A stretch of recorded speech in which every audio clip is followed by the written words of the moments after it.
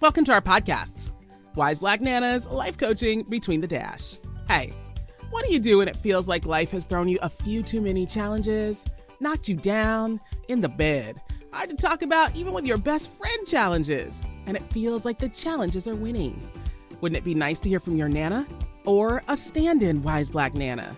Well, they are Wise Black Nanas, Sharla Walker, PhD, and Joanne Early, MS, two mature women with over 70 plus years of combined coaching and mentoring, professional human resources, and business experience.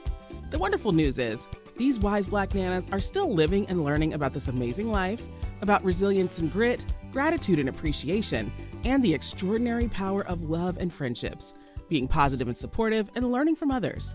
Welcome to Wise Black Nanas. Let's listen in. Hello, I'm Joanne, co-host and one half of Wise Black Nanas, the podcast team. So we're always talking about our lived experience, taking snapshots and sharing with you just memories from our past, our current lives, and what we hope will be our future lives. So in this episode, we are talking about and sharing with you positive vibes. And we think that we'd like to just shine the light on feeling good for just a few minutes. We're going to be talking about one of our favorite authors and just wonderful all-around person.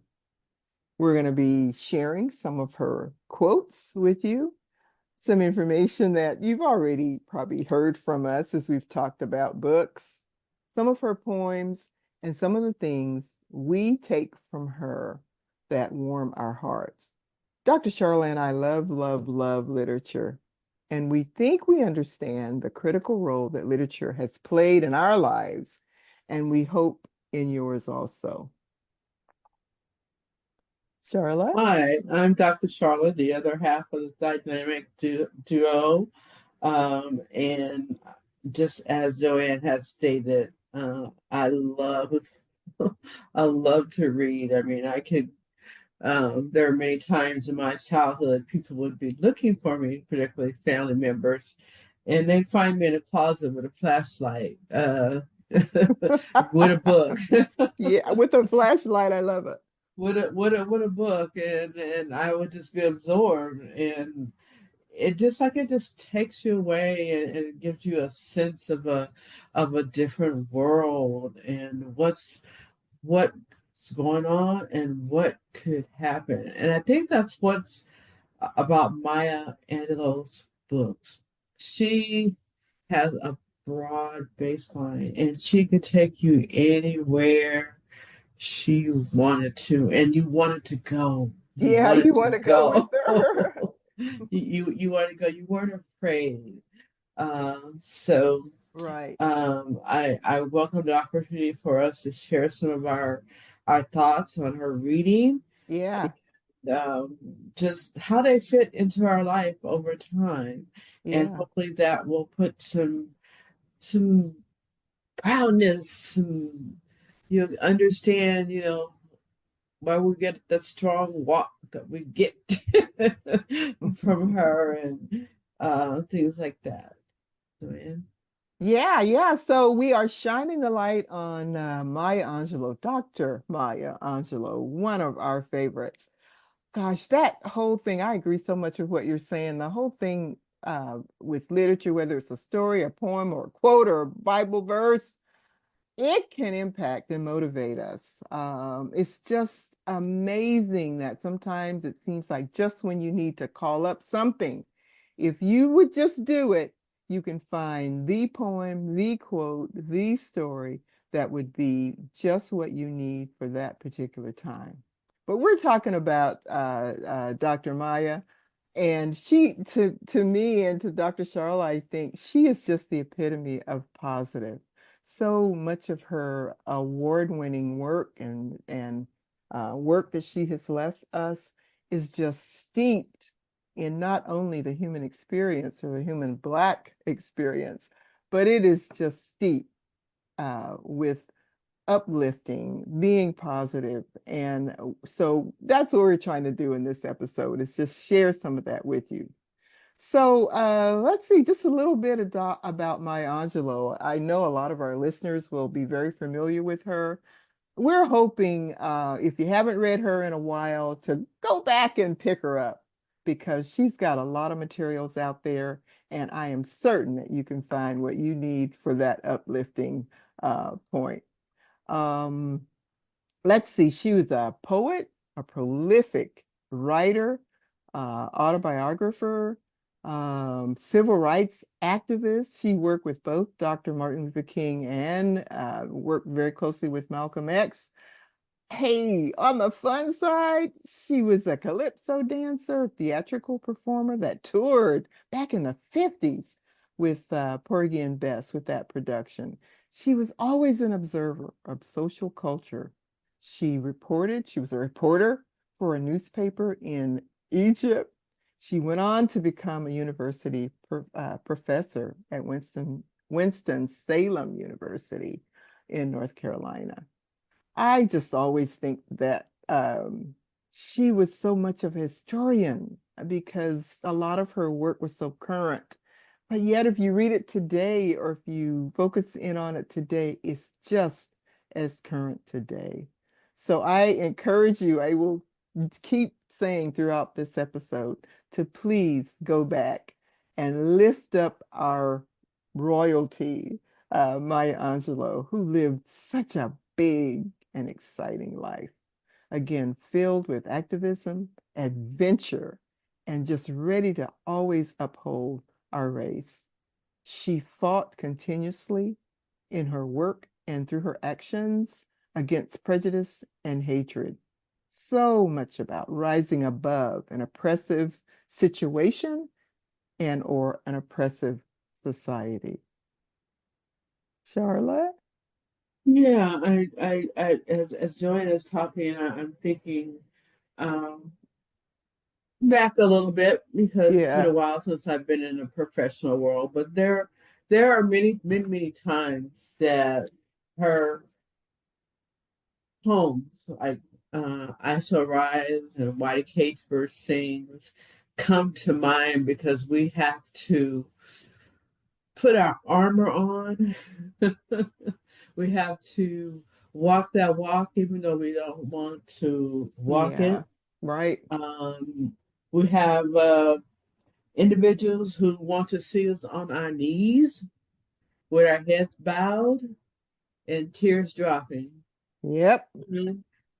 And I recall my last experience with this is very emotional, and I won't go into it too deep. And it just it humbled me to think that at my age and all that I had accomplished and all that I had done, I had to do this again.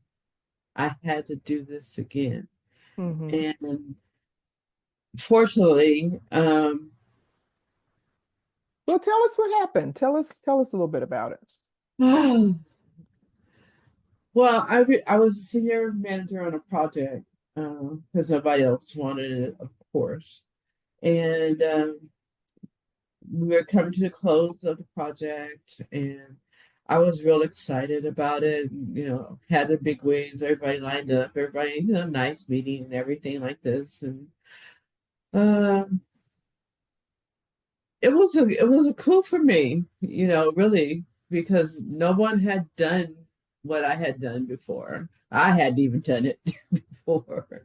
So we began to start a meeting, Uh-huh. and one of my colleagues, excuse me, said, "Why don't we let the experts talk Mm. and talk about how that felt, how that just, it was like somebody had taken a bug out the wall and just squashed it. Strictly when you've done all the work and um, not asking for accolades, just asking for appreciation and recognition for what I had done, Yeah. Yeah. and then being told that I wasn't an expert. Hmm. I wasn't an expert.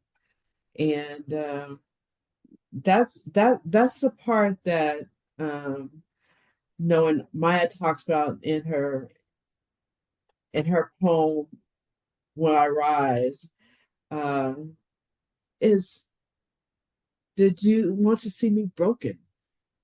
You know, that's one of the things, the questions that I kind of, after reading my poem, is that, did you want to see me broken? Did you want to see my head bowed and my eyes lowered, Uh-huh. shoulders falling down like teardrops, weakened by your words? Hmm. And that's exactly how I felt. But there's other things that went on, but eventually I did get the reward and the recognition Right. that was due to me. And I did get the uh, accolade, I guess you could say, that I deserve. Right. You know, Right. because I got all the credit, congratulations, and thing. And the person who said, you know, that the expert talk, when he spoke to experts to talk, they would say, "Well, Charlotte's an expert; she did this all." So they refer to me. So I got it one way or the other, but it was still hurtful. It was still hurtful, and it was still a reminder that we still have to prove ourselves. We still have to prove ourselves, no matter what we have, no matter what degrees we have, no matter what training we have, and just that part that says that just broken, just see us broken. It maybe there was some kind of joy in it for him. I don't know. Hmm. I didn't ask, Hmm. um, but it hurt me to my core. Yeah. But just Yeah. reading that poem, it was like, wow, that's really really deep, and you start to forgive the situation. Maybe not the person, but the situation. So. Mhm.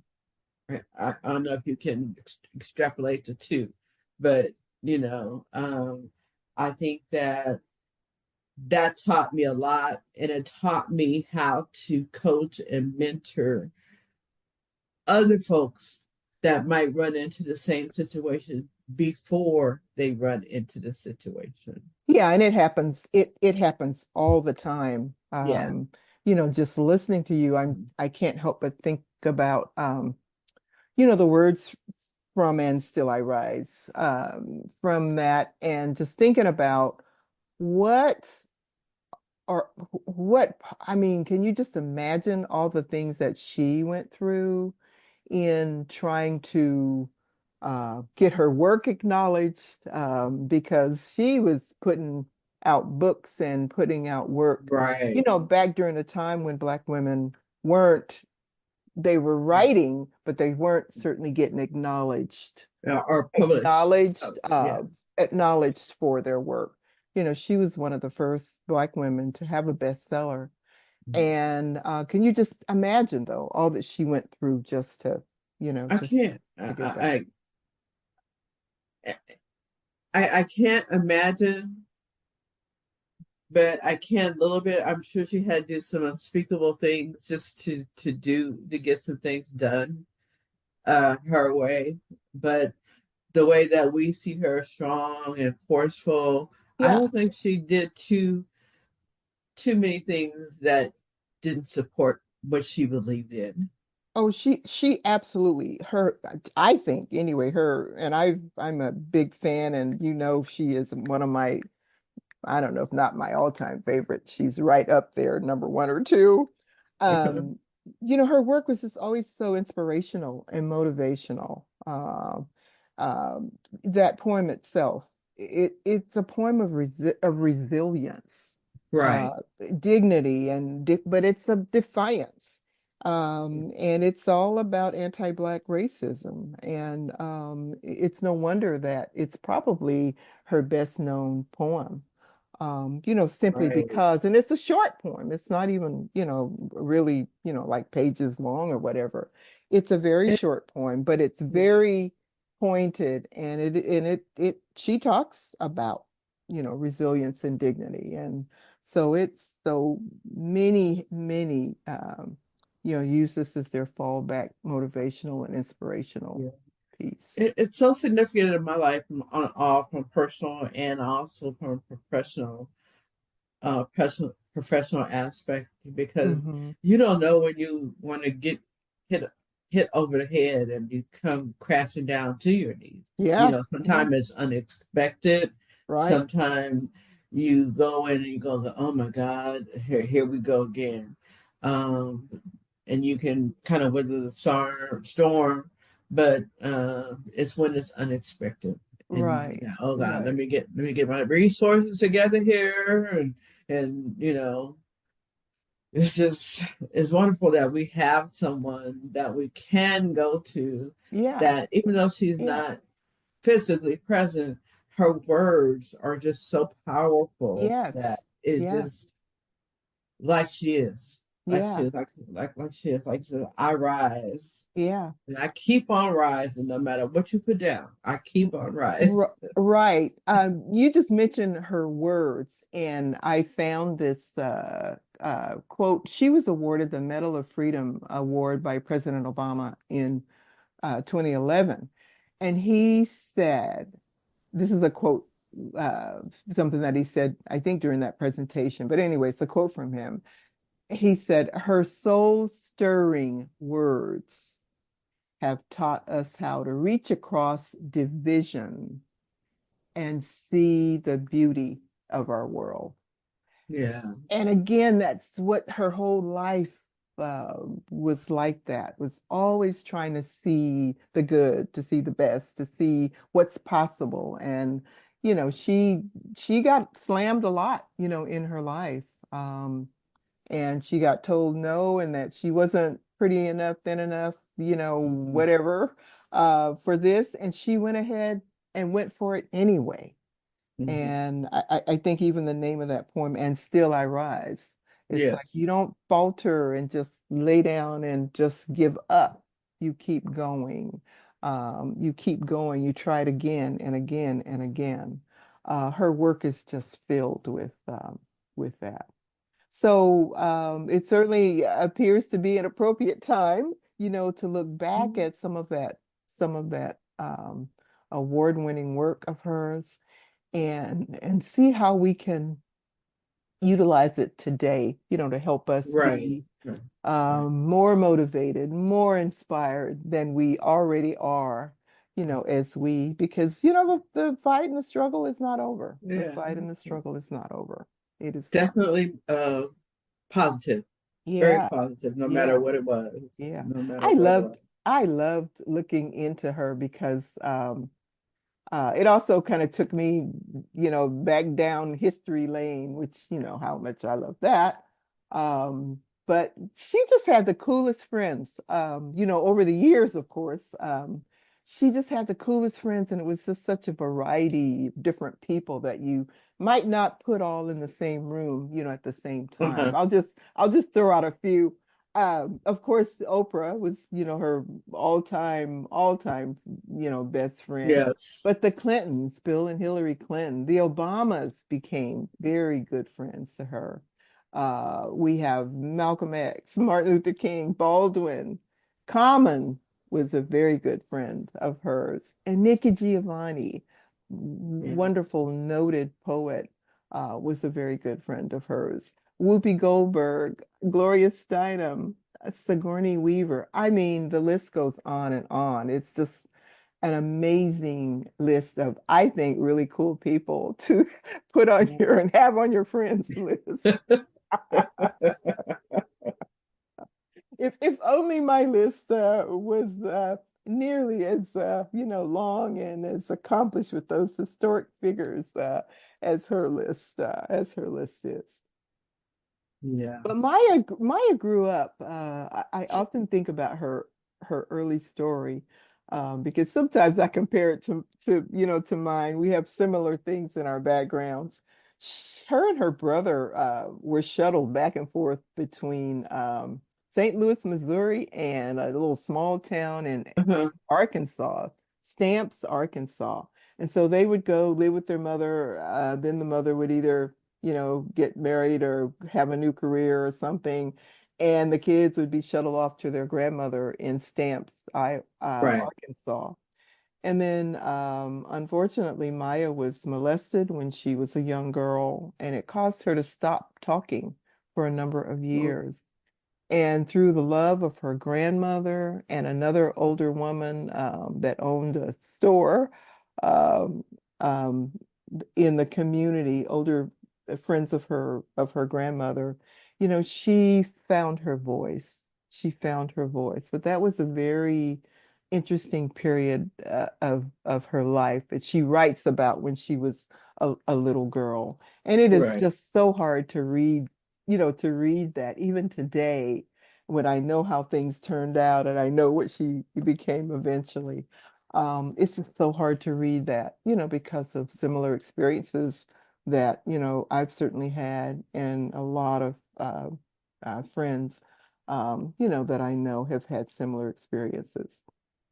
Uh, One of the things that I kind of chuckle about was that Maya's mother and my mother had some things in common. Both of Hmm. them loved to have a good time and loved to go out, get all dressed up and dolled up and go out. And so Maya and her brother would just be in awe of how beautiful their mother looked as she would get dressed to go out with one of her boyfriends or her husbands or something. And I remember as kids, we kind of felt that same way about our mother. I mean, sometimes Yeah. we didn't have adequate clothing or shoes or a lot of food to eat, but our mother could always find some way to have her a Yeah. new I, dress and to I be, remember those days too. I yeah, remember to be those all days too. dolled It's up like, with oh, her high it's heels Friday on, night, Mom, getting all ready to spruced go up and out. sprayed up. Yeah, So absolutely. So we had a nickname for her too behind her back. She didn't know it, but we would call her a good time woman because it's like, oh, here comes a good time woman. But she probably would have killed us if she knew we were saying that behind her back. But Maya and her brother also had names for their mom similar to that because she had, that thing of being a very attractive woman and having lots of men friends. mhm. Maya was a teenage mother. She had her son right after she graduated from high school in San Francisco, in fact. So we also had that in common because I had my daughter when I was still a teenager. And so I always kind of kept that fact about her. Um, but it didn't stop her. It didn't stop her. She just went on to just do amazing things, Right. travel and live all over the world, and just get involved in the social activism that was going on during that time. Yeah. And of course, become a major, major literary figure and Right. provide Right. Right. so Right. much positive material out there to everybody. So, Yeah. wow, She just was so well respected. That's just absolutely. Absolutely, absolutely. When I think wise black nanas, hey, Maya definitely was a wise black nana.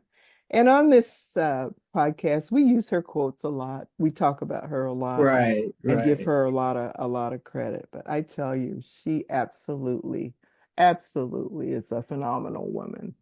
Well, Absolutely. she's a model of what we want to be or what we want to stand for as, of tolerance, of, success, of just, you know, Dignity, just yeah, that dignity, and that dignity of the hers. mask, or she didn't use a cane, but the mask that she used was just put it all together, in the walk. Oh, Oh, yes, the that walk, walk. the walk, the walk, the walk. It's I've like, seen her do that walk. I mean, she never I don't think tried to purposely do it, It but was just she just had her. a way of strolling, kind of, and she just looked so regal and just so, I mean, she was phenomenal woman. That she wrote a poem, Phenomenal Woman, and she talked about the way a Black woman walks, and I call it Black woman cool. And Yeah, and she, the sway of her hips, I tell you, if you have were fortunate enough to see her in person, I mean, she embodies that very poem. She really yeah. does. She She really deserved it. does. She earned it. Yes, absolutely, absolutely. She does at that. Let's see. So a little bit more about her. Some of our favorite, some of our favorite quotes that we use or we refer back to, or sometimes when we're just talking, we just kind of, talk about them without, a program in mind or whatever. But some of our favorite ones we decided on was let's see. When someone shows you who they are, believe them the first time. Yeah, absolutely. Don't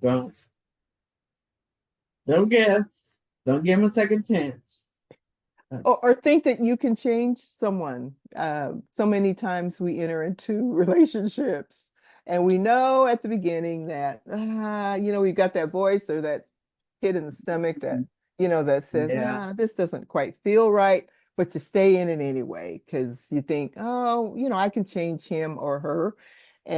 And chances are they've showed you already who they are, and we just Yep. miss the boat when we don't believe them. Yeah. Another one that we like is life offers us tickets to places which we have not knowingly asked for. Tickets to Absolutely. places we have not knowingly asked for, which again is to me just means it's life. You know, you Right. it's Right. life. You get stuff that you don't count on that you might have prepared for, but where'd this come from? Where'd this come from all of a sudden? Yeah. And And if you're a high risk taker like I was, or maybe I still am, I haven't tried that in a while, then it's like, oh, we're going there. Okay, let's go. You know, yep, let's try yep. it. You didn't even think Let's give about it. I already thought about it. Let's go. let's give it a try because again, it might be a door opening there for me, Yeah. and I don't know about it. Here's another one. I can be changed by what happens to me, but I refuse Ooh, to be reduced okay. by it. Yeah. That speaks volumes. That speaks volumes. And I think about the situation that you related to us about the work situation and let the experts speak kind of thing. Um, yeah, you might have been changed a little bit, by that, but you weren't reduced by it. Right. You Right. didn't fall out or stand up and cuss everybody out. You really didn't. You maintained your dignity, you held your spot, and you simply let that pass. You let that pass, but Right. you Right. when you Absolutely. remained who you were. You remained who you were. You weren't reduced by it. And then this is one that I've been thinking about a lot lately. Try to be a rainbow in somebody's cloud. Yeah. Try to be a rainbow in someone's cloud.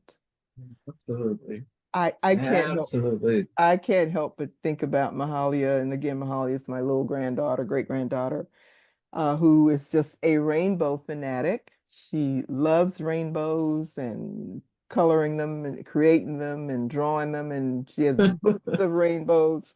Her room is the rainbow.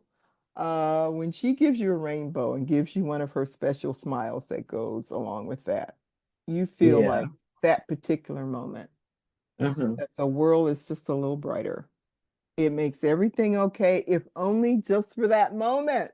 It might pass because she might throw your zinger, the next second or throw one of her little fits. But I tell you, for that particular moment, when she gives you that rainbow from her heart that she's created, you know Yeah. something special is happening. So I That love le that because it reminds me of Mahalia and the Rainbows. yeah, and that leaves so much hope for us for the future of hey, there's got to be more like her, for us to And there continue are, on. I mean, there are, God didn't make this one. There's more out there than just her because the world would be what it is, there are, without that. there are, there are.